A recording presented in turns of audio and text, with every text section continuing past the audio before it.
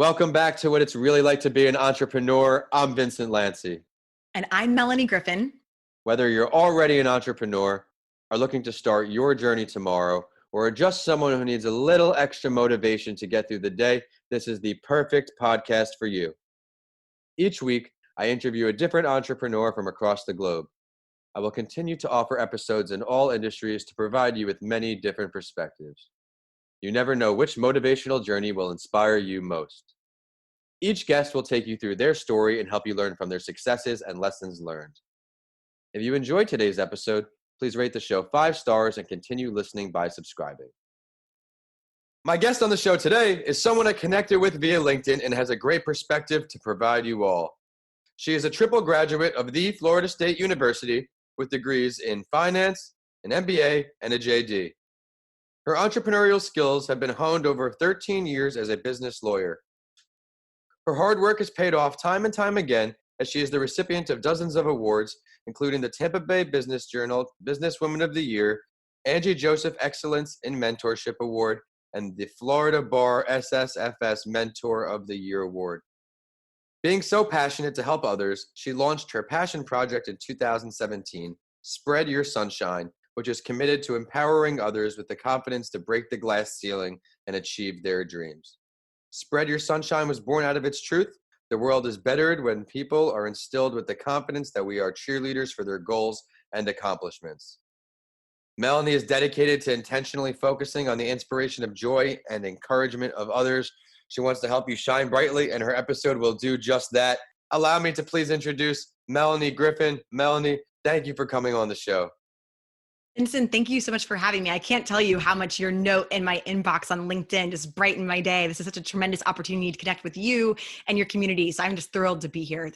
I appreciate the kind words. Would you mind please introducing yourself to our listeners a little further without giving away too much of that entrepreneurial journey? Absolutely. I am Melanie Griffin, as Vincent said. I am a lawyer by trade, have practiced for over 13 years and have a background in business. And then also have built my Spread Your Sunshine business, which is committed to inspiring others, and in particular through inspirational products, through keynote speaking, through consulting, and then most recently, and actually this is hot off the presses depending upon when this show actually is published, because we too are launching the Spread Your Sunshine podcast and social media show. And so we've recorded our first several episodes, and then we're getting ready to launch at an undisclosed quote unquote date. So that is either out in the world, depending upon when you're listening to this, or is soon coming, and please look for it. Well, congratulations on another accomplishment. I'm looking forward to listening to it. Thank you. Yeah, I'm so excited about just connecting with our community in that different way. Well, everybody listening on, we'll be sure to give them that information at the end of the episode so they can follow that. But I think it is a perfect time to get into the big 5 on each episode. My guest and I will go over these 5 questions to help you, the listeners, learn what it's really like to be an entrepreneur. You ready to go? Oh, I'm ready to rock it. Let's do it. So, when did you realize that you either weren't happy with what you were doing or just needed some kind of change to truly start this entrepreneurial journey? Please share your story. My husband asked me a question at some point in my law career when I was practicing 100% of the time that I think is so pivotal and can really help your listeners, Vincent. And that is, the job that you are presently in, can you picture someone else doing it? And if the answer to that question is no, I love my job, or maybe I don't love my job, but I like it. I still have things to invest in it. And if someone were to fill my shoes and my company replaced me, I would feel like I left it on the field, and that there were additional things that I could do, that I didn't, pack it all up and take it home with me. Then you probably need to stay in that job, or at least for a short term. For me, that was certainly the case for, I would say, about 5 years after my husband started asking me that. At some point, however, the answer became, I don't care if they hire someone else. You know what? Good luck.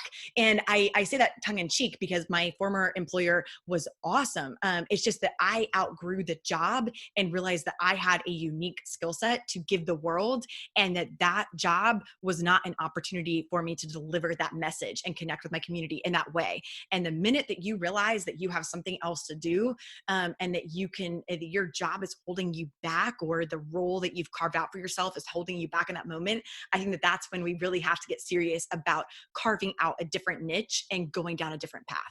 I think that's great advice, because a common fear, and rightfully so, is no one wants to leave that secure thing where they're used to showing up 9 to 5 on Friday, getting paid, and at 5 o'clock their day ends. Whereas an entrepreneur, you're thinking around the clock. Yeah. And even if your job doesn't end at 5, even if that's around the clock, at some point, if it's not joyous or if it's no longer challenging, then you don't feel like you're giving back in the way that you want to. And so I know for me, that's something I grappled with, is that my job, it took a tremendous number of hours. And what also held me back then from going towards Spread Your Sunshine from that full-time legal practice was that I also knew that Spread Your Sunshine would take a number of tremendous hours. And I had to get my head around the fact that it wasn't an easy answer. But ultimately, not only did I realize that that was my niche and the way that I could serve others best, but beyond that, I also realized if I wanted to continue to be a high performer, I had to be challenged, and just staying in the day-to-day rut of doing the same old thing that I had already done for over a decade wasn't going to do it. Yeah, we touched on it a little bit before the episode, even with me, where the finance job, it just wasn't bringing me the joy, where now I'm making a large difference. We're going almost on 7 years doing this. So finally getting the mud in the tires. But I'm excited to learn this next question from you, because you've been on this entrepreneurial path a little bit, tremendous work experience in the law field. With the transition, what would you say one or two of the most difficult parts of being an entrepreneur are for you? Number one is being vulnerable and putting your idea, product, service out into the world and not knowing how people will react to it, right? And so for me, I can tell you that I got a myriad of reactions. So for instance, this one I think is more common, that you leave your 9 to 5, so to speak, or your 24-hour day job, whatever it is, but you know that your parents or whomever that's of a different generation that maybe wasn't as entrepreneurial says to you, are you sure that you want to give up your steady paycheck, your benefits, whatever it may be? Another, piece of feedback that I received was, are you sure you want to quote unquote leave a prestigious job of being a lawyer to just make, an Etsy product that's Spread Your Sunshine stationery? And Spread Your Sunshine does so much more than that in terms of what we provide to the world. But it was a fair statement that in that person's mind, that their version of the truth is the truth for them. And that's how they viewed my decision. And so you're going to get a lot of feedback, not only about the actual product or service that you're offering that makes you vulnerable, but you are also going to get feedback about just that choice. So certainly that is a difficult aspect of entrepreneurship. The second thing, which is what we already touched on, is time. Is that unless you have something that you're able to somehow use as your foundation and then shift it to this new platform on which you're working, and even if you're able to do that, I still think that even making that shift is going to take tremendous time to make it meaningful to the new people you're going to serve. Is that there is no way around it, as you noted, Vincent, and it's been true for you, and I'm sure almost every other guest you've had, is that entrepreneurship, it is not an easy way out. It is going to, at least at the beginning, hopefully you can automate and scale later, but man, at least the beginning, you are going to be putting in the hours if you want to see the progress and feedback. And it's funny, because a lot of people who don't really know what entrepreneurship truly entails, they think it's this cushy lifestyle where we're on vacation and we're working an hour a day and everything's so glamorous, when me personally, I'm up at 2, 3 in the morning, a lot of days working around the clock to just do these little pieces to make it work. But you brought up a great point before, where the advice you receive, people around you, you're putting your idea out there, the vulnerability. People around you, they mean well. They want your best interest. Like you said, don't leave that 9 to 5, that prestigious job. But not everybody's advice is relevant or good advice, I could say, because they're not in the same place as us. They're not in that mindset of, I want to build something from scratch like you have done. Well, and I also think too that you have to look at who it is that's giving you feedback, because these days there's such a generational aspect to Yes. that. And that, I actually am about to celebrate my 40th birthday, and I went to school at a time when there was no entrepreneurial center on campus. Now, as you said, I'm a graduate of Florida State. We have one of the preeminent entrepreneurships schools in the US, but that was not true. I mean, that's been within the last decade. And so even myself has to wrap my mind around this new world that we're venturing into. And so certainly our parents, that their mindset, the way they were trained is that you did a good job if you were loyal to your company. And so certainly I'm not telling you to disregard your parents' advice or an older mentor's advice, but you have to make sure that the person who is giving you mentorship is right for that particular aspect of what you're seeking advice on. And sometimes from a generational aspect, that's not the case if they're used to punching a clock for 40 years for the same company. You couldn't have said it better. I mean, the information you take in, it's got to be the right information. And our parents' generation, they would work 40 years at the same desk. And that was, you get a job, you stay at a job, you retire. And, you get pensions and all those things that aren't here anymore, really. But it is a huge generational difference. So that was a great perspective. But looking back here over your whole life so far, what is one of your greatest failures or lessons learned? And what did it teach you? Why is it still stuck with you all the way up until today, Melanie? I really have thought about this, Vincent. I know that you have done a great job of prepping your guests for these interviews. And the reason I put so much thought into it is that failure is actually one of my main things I love helping people with, is overcoming imposter syndrome and failure. Yeah. And since I actually frequently talk about my failures, so I'm like, what is a new one that I could share with Vincent's community and make sure that if you have heard me on another show or a keynote speech that you get something new. And so the one that I have not shared that actually happened about a year ago is that hopefully you get this through the microphone, through listening to me, through your ear pods, or whatever way you're connecting with this podcast today, is that I failed to connect with one of Spread Your Sunshine's employees. And I just did not get out of that employee at all what we needed from them. And unfortunately, it was someone that I had committed to employing them for a certain period of time. Okay. And so I did not feel comfortable, even though we're in Florida and we're in a right to work state. I mean, I don't know if I could have, quote unquote, legally broken the contract or not, but I was committed to seeing it through. But there are at least a couple of things that I learned from that experience. And number one is that I needed to do a better job of vetting the employees that I brought into Spread Your Sunshine.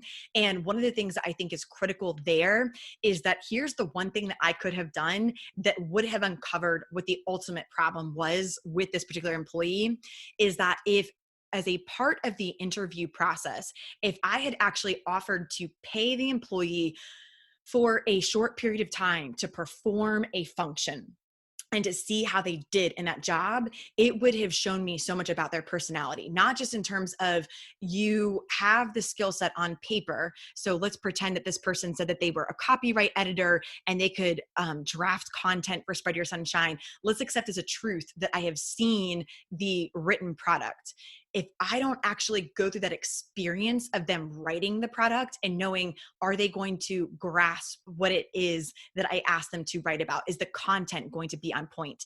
Are they going to have me hold their hand and review a million drafts or ask several questions that I don't have time to answer? Because at the end of the day, if that employee isn't saving you time, then they didn't do anything to help you. And so those things would have all been uncovered, again, if I had just asked the employee to have performed a task as opposed to accepting the face value of their answer or their resume or their supplied work product or whatever it is that they gave me that was already prepared.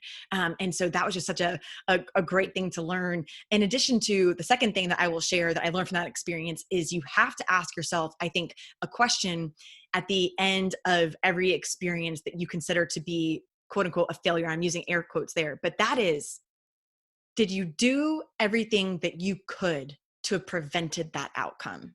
And obviously the answer here for me was no, because I already told you I could have done better in the interview process. But with that, I didn't just say to myself, oh man, this was a bad situation, and just let that period of time that we worked together be ruined. I constantly strived to figure out how I could do better interviewing in the future. And then B, I also, as a related note, constantly reassessed throughout the summer, okay, we are working together with this employee. She knows it's not the best relationship. I know it's not the best relationship, but what skill set can she contribute to Spread Your Sunshine? And let's focus on that, even if it wasn't the initial job for which the person was hired, so that we could make the most of our time together that we could. A ton of great lessons in there, leveraging your employees' strengths and weaknesses, finding out what works for them because everybody is different. But overall, company culture, that's what you're talking about and how essential it is. It's got to be a right fit because it's just wasting time detaching you even further from the goals of the company if not everybody's on the same page. Absolutely. And you said it best, company culture and also company need, that if you've hired an employee for a specific job function and you now have someone who cannot perform it. So in the example that I gave, that I did make the best use of the summer, but now we had employees who could perform duplicative functions because that ended up being the skill set that was identified for the employee that we had hired. And then we had a gap where we had hired that person and we thought they would be able to help. And that didn't end up being what they wanted to work on. And not that I allow my employees to dictate, quote unquote, their schedule, but at some point you do have to accept as a truth that if your employees aren't motivated, if they're not happy, if they don't love what they're working on, you're not going to get great work products. So at some point, depending upon your situation, you may have to call a spade, as we did in that situation. Mm-hmm. And so you've got to be working on whether you have the right work team and flow as well. Another thing could be with what people are looking for with an employer. Some people want that PTO, that air hockey table in the conference room. That everybody wants different things, but you have to cater to each employee differently. And that's a great lesson there, Melanie. But I am excited for this next question because you're such a career learner. If you could choose to have a conversation and learn from any entrepreneur, dead or alive, who are we going with?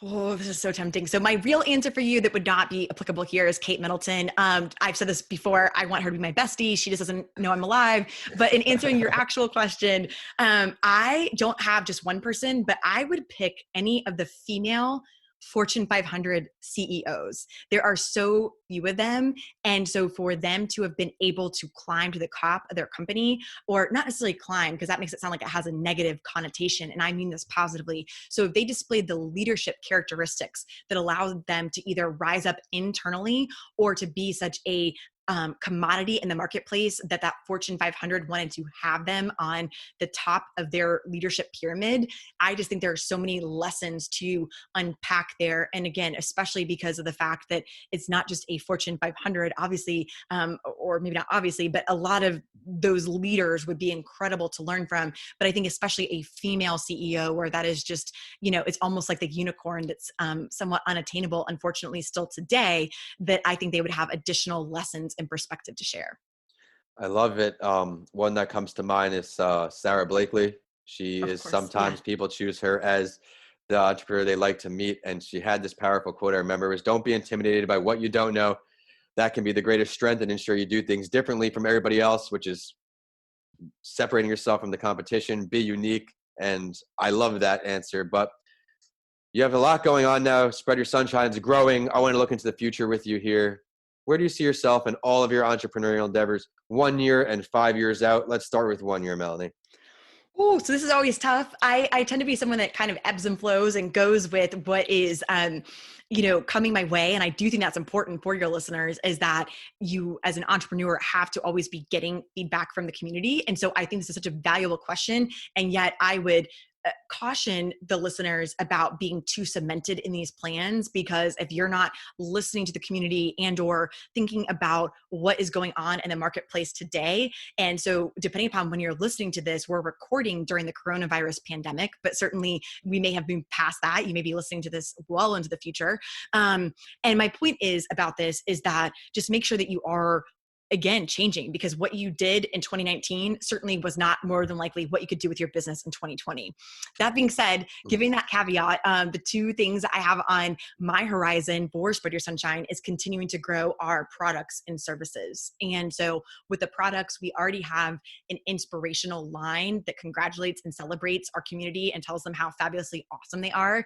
I would love to add additional products for gratitude, grace, and honestly celebrating kids. I don't think it ever starts too too early that we start giving ourselves a positive mindset, because some of the self-learned behaviors that we have from that young age is what holds us back as an adult, because we keep talking to ourselves in the same way unless someone or something intercedes. Like I know, Vincent, with you, with your accident, it's like thankfully at 21, you had this life-changing experience. But if you hadn't, maybe negative self-talk that you gave earlier to yourself in your life might have carried over. And how unfortunate, because we'd be missing out on this great opportunity to connect.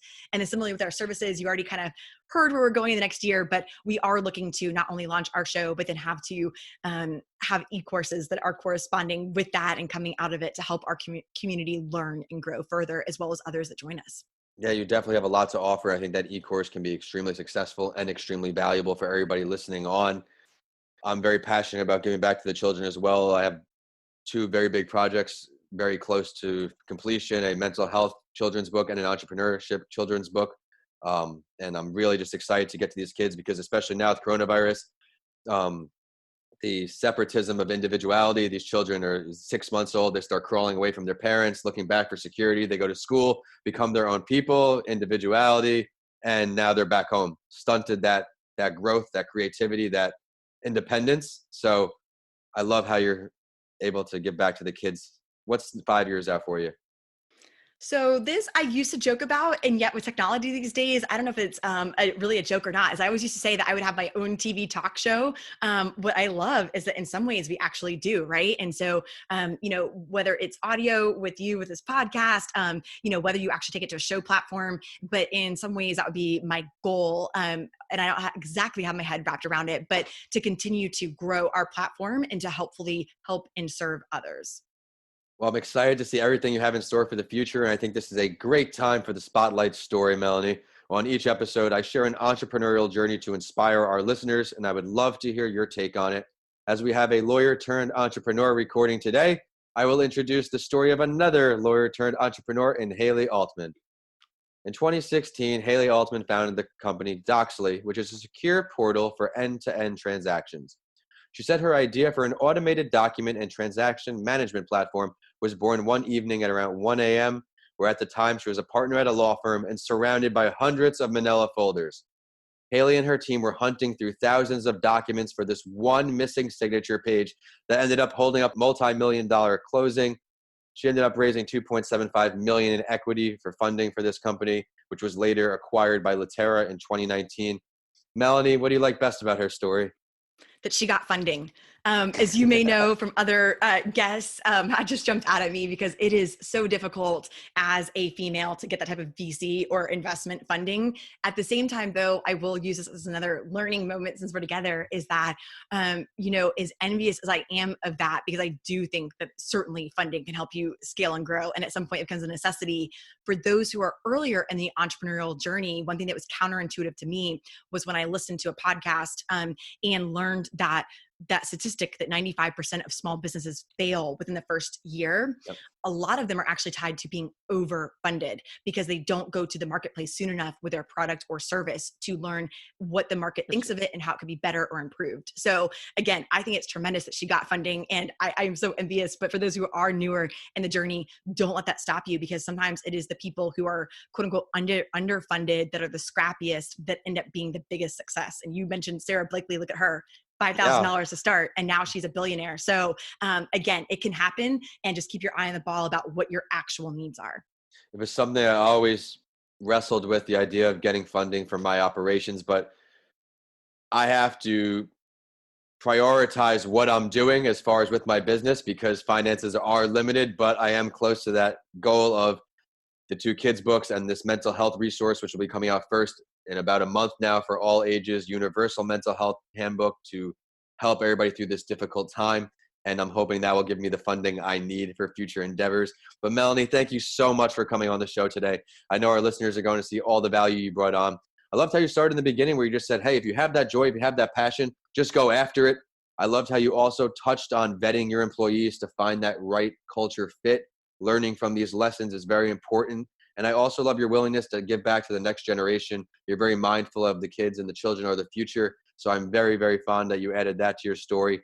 But it is time for the last word. And I also do this on my other podcast series, A Mental Health Break with Vincent A, Lanci too. because I want my listeners to really get to know the guests I bring on, is there something that you would like to share with everybody listening on that we did not touch on yet today? My last piece of advice is embrace imperfection and failure. That, as you mentioned, I love learning. And when I had my first real experience failing, I would say I did not have it soon enough. That while I'm sure things didn't go well for me before then, the first one that I really remember was in law school, and that was way too late in life because I did not know Yes. exactly how to fail.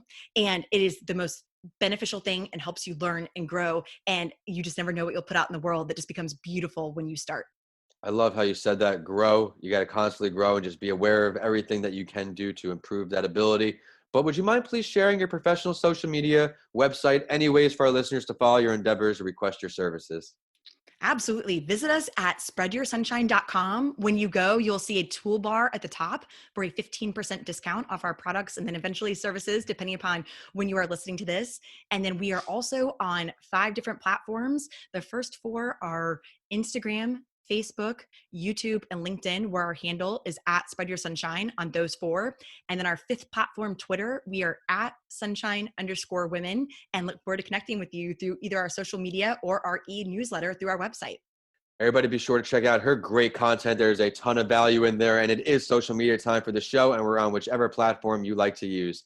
We're at What It's Really Like to Be an Entrepreneur on LinkedIn, at Your Favorite Morning Podcast on Instagram and Facebook, and at Podcasts by Lanci on Twitter. So you have updates from this show and a mental health break with Vincent A. Lanci.